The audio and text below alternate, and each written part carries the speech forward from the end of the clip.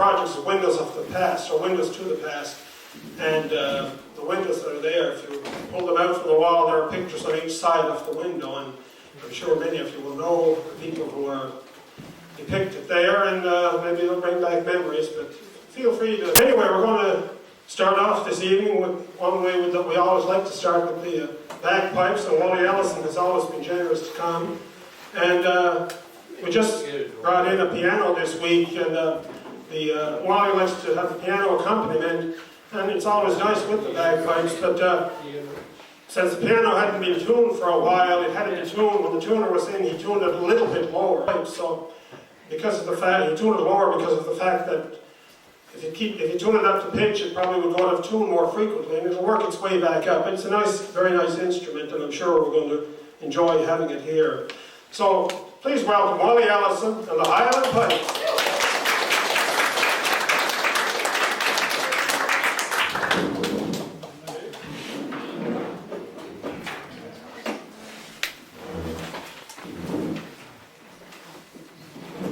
Nobody can hide my mistakes.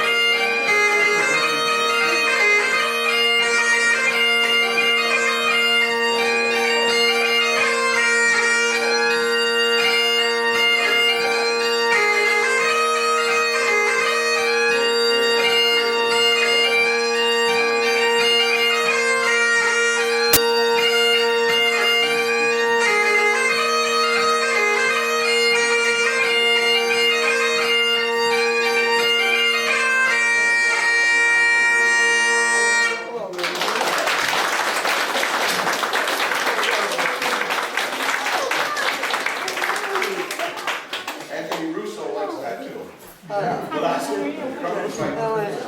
Anthony just turned 39 and he's learning the pipes right now.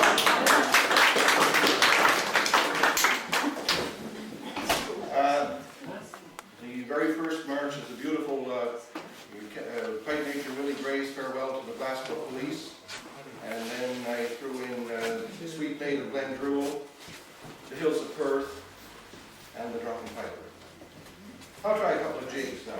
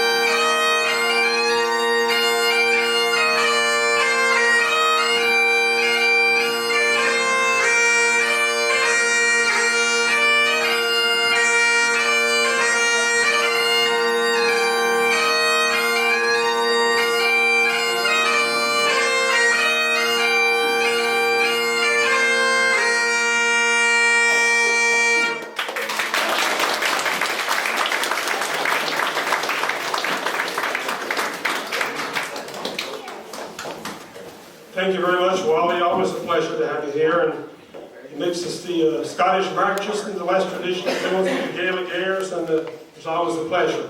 Wally will be back in a little while.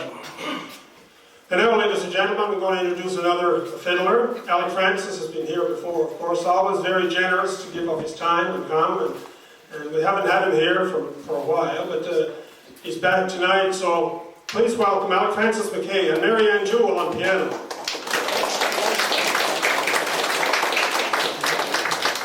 I told Alec Francis that before he started playing, there's water at the side there, and he said, that's not strong enough. He meant it too. Anyway.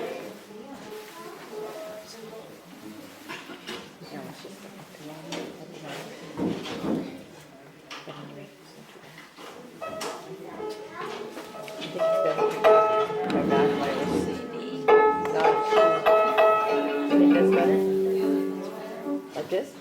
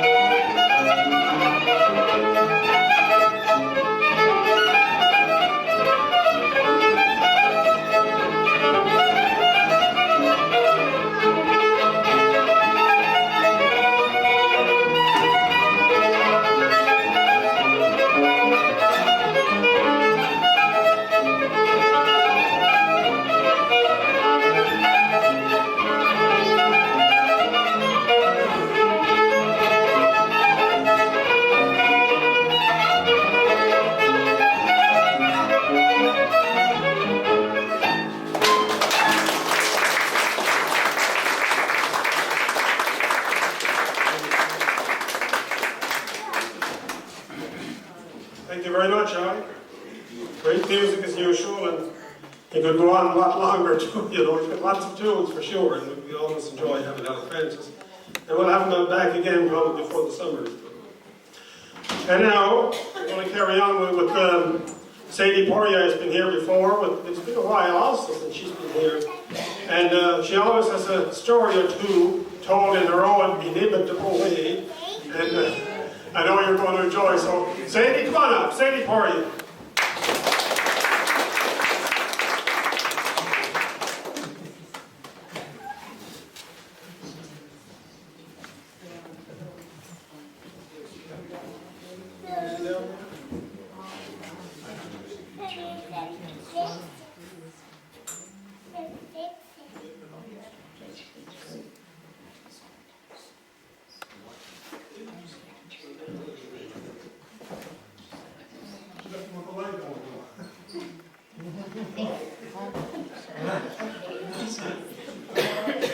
Good evening, everyone.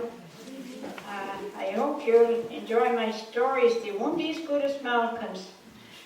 Malcolm told all the stories. I don't know where he gets them, but he's getting them somewhere that I can't find anyway. But anyway, I'll do my best. And I'll try not to bore you. And also, they say that biscuits and speeches are very similar in the way that they need a lot of shortening.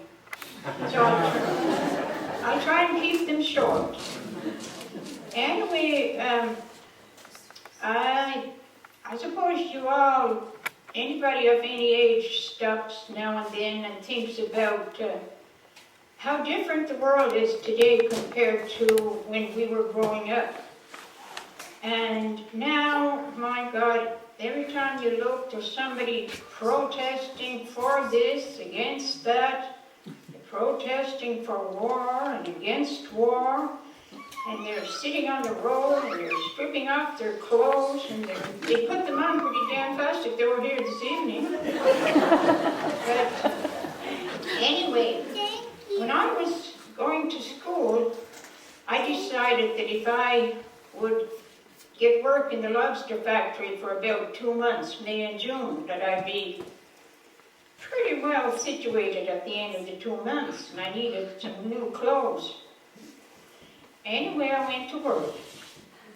And when I worked for a month, my shoes were getting pretty bad. They were so bad that, well, when I walked, I was something like the Russians marching, because the soles were coming off, and every time you'd lift up your foot, the sole would come off a little bit, and I'd have to put my foot down like that. So my girlfriend, who was much older than I was, said, go to the boss. Go to the boss and ask for, I needed $2.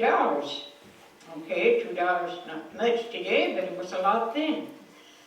So I took up courage, and I swallowed a lump in my throat, and I went to the boss.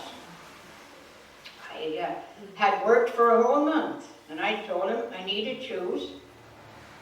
No, he said, I'm sorry, you'll have to go down to Father Loughy. That was the priest.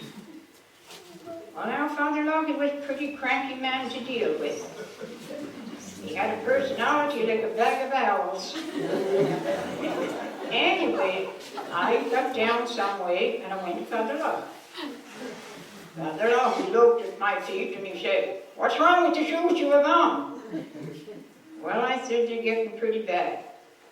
What do you want the $2 for? Do you want them for shoes? You don't need $2 to get shoes.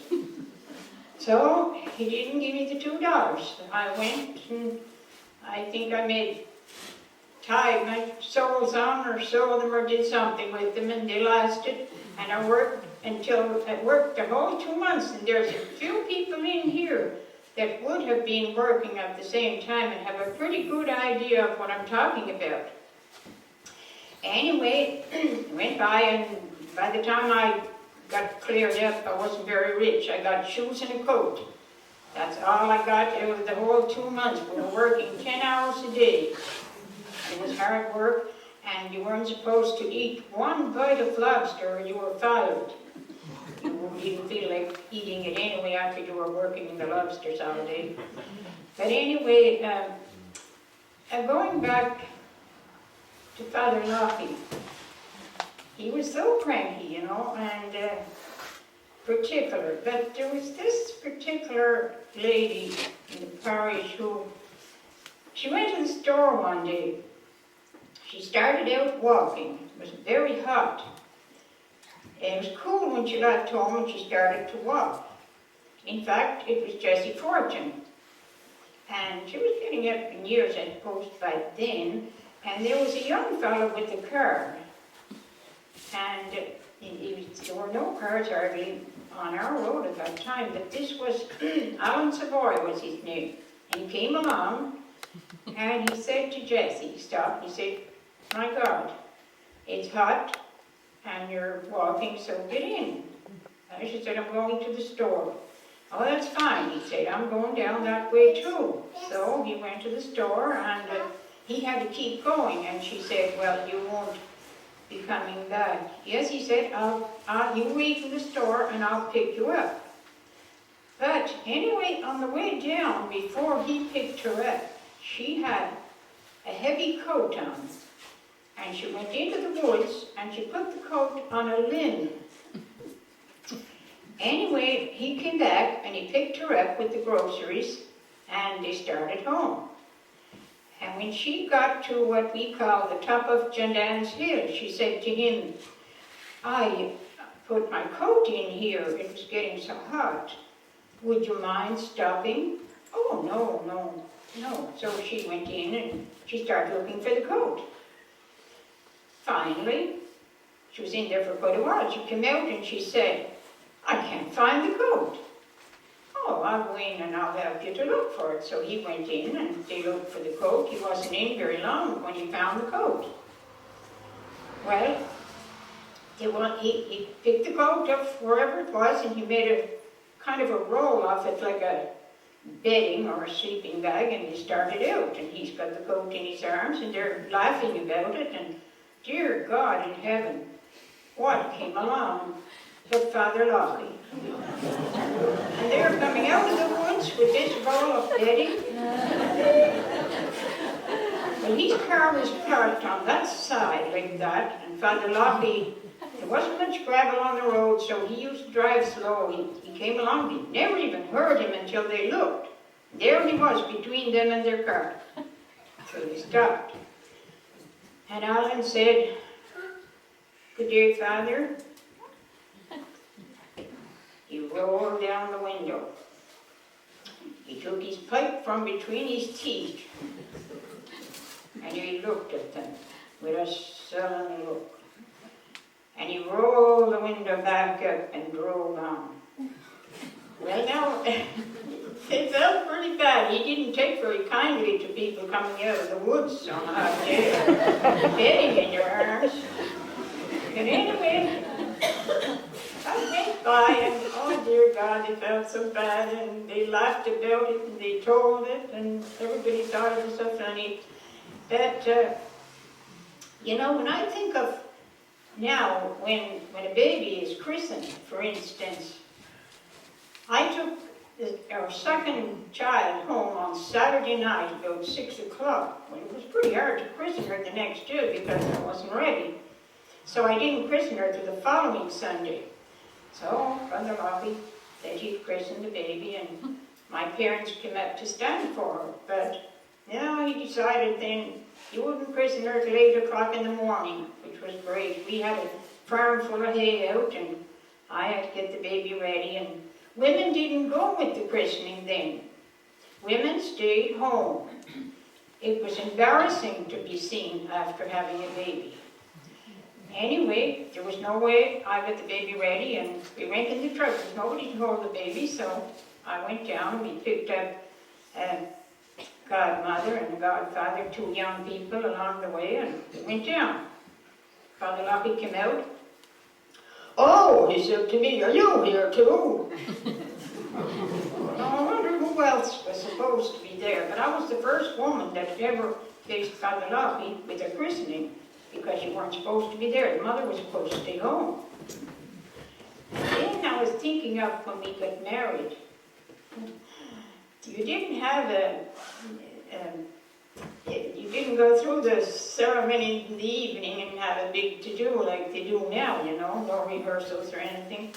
So we went and picked quite a few people in the church, and the bridesmaid and the groomsman were there, and he said, he's booing around and rooting and knocking everything, and he was mad as a hornet, and he said, kneel down.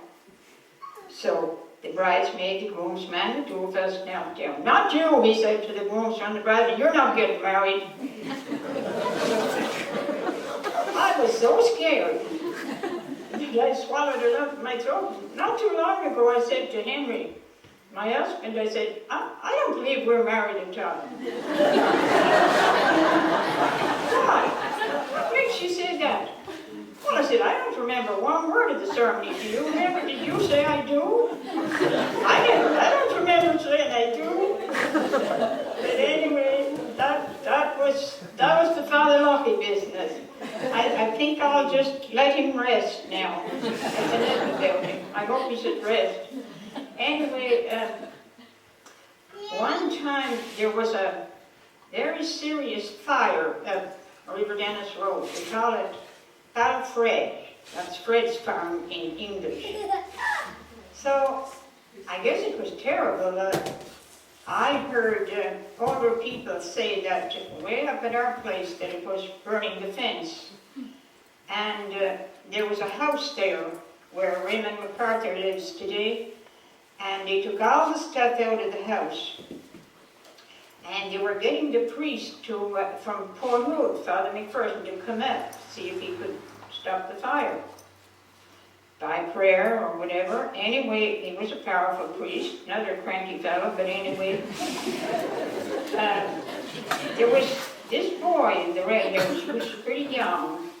Huey Dunn, the piper was his name. Anyway, I guess he loved to play the fiddle.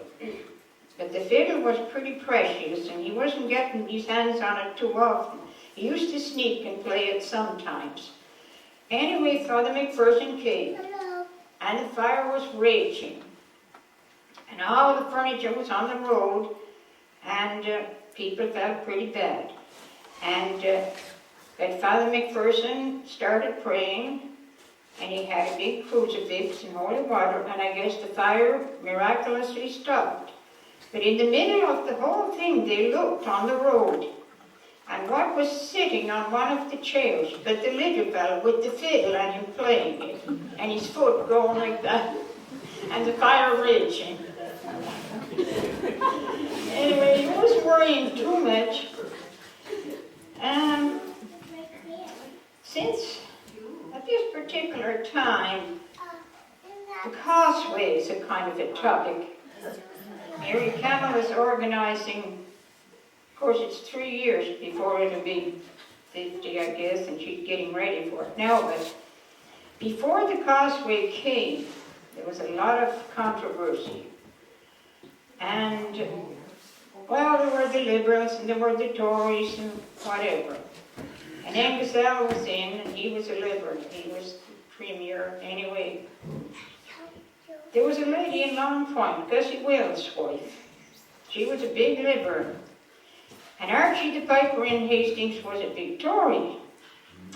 So they were great friends, very good friends. And Archie's wife would go very often on the bus and go up and visit Archie and the wife in Hastings. And Archie and her would start about the causeway. Oh, she'd say, Angus, we'll put the causeway there yet. No way, no causeway coming, Archie would say. So they'd fight, and then it would be over, and then they'd be back good friends. So this went on for a good long while. But then the causeway was passed. The causeway was, they were building it. And they'd be blasting, you know, and everything was pretty rough in Hastings when the blasting would be on. So Archie's wife got ready this day. She heard there was going to be blasting. She went on the bus and she went up to Archie's. And she's sitting there, and Archie's wife is making the tea, and Archie's talking to her, and my God, all of a sudden, all hell broke loose. and Archie's wife is making the tea, and the big blast came, and she's holding the cupboard door, and the dishes are shaking, and she's hollering, Archie, none of it, you, in the name of God, help me. And Archie's wife never blinked an eye, and when the dust settled and everything stopped, she said, in Gaelic, she said, Angus blasting. Angus blasting, she said. Now, he didn't say a word, he just blinked his eyes and put a big chew of tobacco in his mouth, and that was it. Anyway, years ago when I was growing up, and there was no electricity in the homes. And I suppose it wasn't good, but it wasn't bad, because you could play an awful lot of tricks. It was dark. No lights outside, nothing. Well, there was this girl staying at our place. She was my cousin, and she was going to school, going to the high school, and her and I were going, and when she came over to our place to board, her mother warned my mother, they were sisters. Now, don't let her be going out with any of them young fellas around there. Watch her. So, by God, there was a concert in Glendale. And she was going with this young fellow. And my mother was not very pleased about it. But anyway, she went. And she told me, now you make sure that the door, you watch before you go to bed, leave the door ajar so I won't make any noise when I come in. And my parents were sleeping downstairs in the bedroom off the kitchen. Anyway, oh yes, I promised her I'll make everything as easy as possible. And after she went, myself and my brother went to the shed, and we got 2 boards, and we nailed them together, made a cross. And I got something, and I made a face. We got a black hat and a coat, and we put that in a bucket with rocks, and we put that on the doorstep. It was a Balthach, it was a good fellow. Anyway, it was dark as pitch, so we went in, and there was a couch in the kitchen at our place, and we pulled that over across the door so that when she'd come in, she'd go head first. And we opened the door about this much, and we put a big can of water above. And we went in then. Then there was a thing on the stove that you lift up to put wood in, and there was a big heavy poker, so we put the poker on the table, and we tied it to that thing so that when she'd go by to the door, the poker would fly against the wall. Now there was a fellow staying at our place, a young fellow was working in the woods, and he was asleep upstairs. So I sneaked up, and I had a darning needle, and I got a piece of yarn, and I put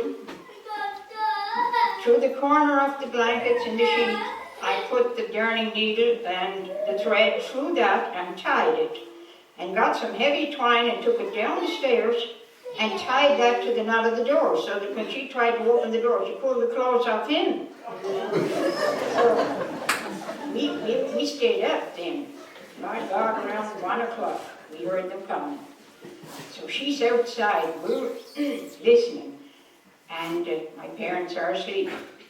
And she started throwing little stones at this thing and saying, Dolly, is that you?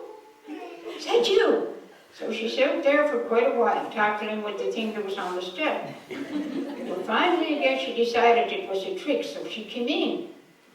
Well, when she went to go, she went head first over the couch, and the water came down on top of her, and then she stayed quiet for a while because there wasn't a sound. By God, then she made a run for the hall door. And she got caught in this thing, and the poker hit the wall, big noise. Then she grabbed the door, and she started pulling on it, and the fellow upstairs started hollering. Every time she pulled on the door, he'd make a holler. So she'd let go of the door, and he'd pull the clothes back up, and the door would shut again. This was going on.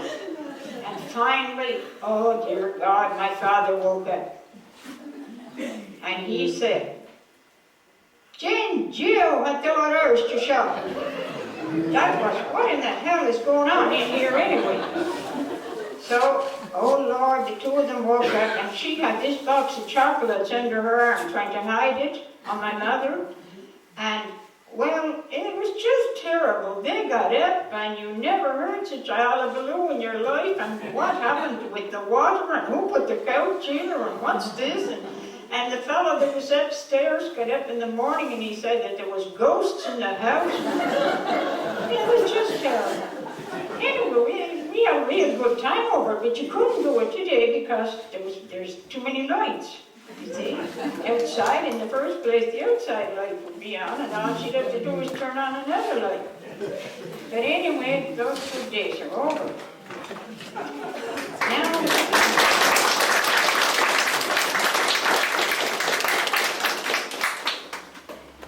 there was a guy living in Hillsdale called Sandy Charlie.